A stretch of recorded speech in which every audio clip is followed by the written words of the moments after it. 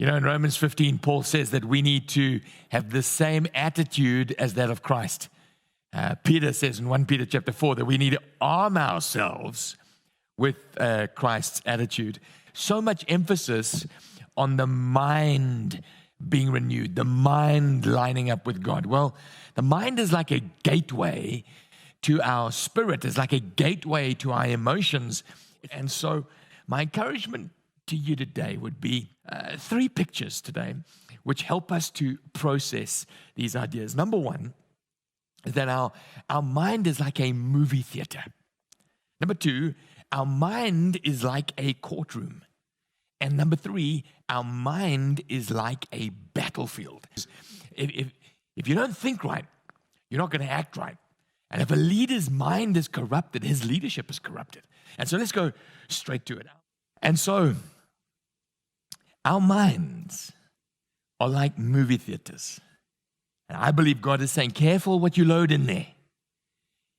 Careful who you let in there. Every one of you should have people that you're accountable to, elders that you're speaking to, godly people that you're allowing into your minds, like Paul was coming into Timothy's mind and coming into the minds of those he was writing to. Allow them in.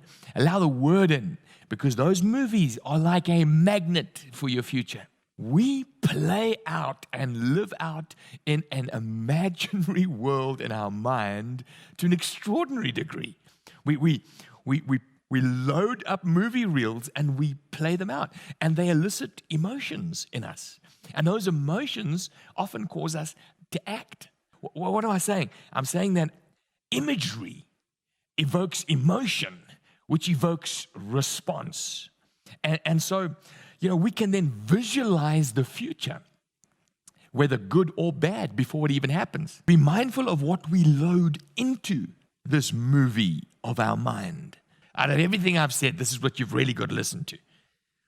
Whatever is true, whatever is noble, whatever is right, whatever is pure, whatever is lovely, whatever is admirable, if anything is excellent or praiseworthy, think about such things.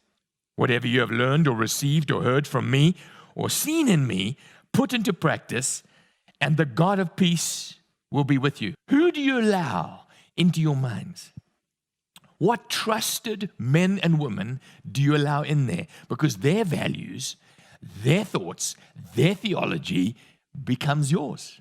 You become like the company that you keep. Our mind is like a courtroom. The judgments we make, if they are eliciting anxiety in any form, if you're anxious, depressed, filled with self-pity, remorse, just a serious sadness or fear, generally speaking, your courtroom has cast some judgments that you are living under the sentence of, and God's saying, put it at the Supreme Court of heaven. We make judgments all the time, don't we? When someone offends us, when we meet someone for the very first time, like our mind is like a continual run of court cases. And to the carnal mind, you set yourself on that judgment seat, and you weigh the evidence, and sometimes you bring in some witnesses, you talk to a friend, you listen to gossip, you line up all the evidence, and then you cast a judgment. And after you've cast a judgment, you even sentence them. So our mind is constantly behaving like a courtroom. And so if I had to say this, the courtroom of our mind is an imperfect court. In fact, it's like a kangaroo court. And so we realize as we come into his courts that we are flawed, he is holy and righteous. Now, the fact that we can come into his court is because he says, I realize that you are flawed, but I'm covering you with my righteousness. That's the beautiful thing. Our minds are also like battlefields. And should there be any, this is what God's looking for. He's looking for surrender flags everywhere. Every aspect of our thinking. Not just the surrender in terms of your life for eternity, but surrender flags everywhere. We live a life of surrender, a life of accountability, a life of repentance. And as we do so, our minds are then transformed and line up and made new with the same attitude as that of Christ.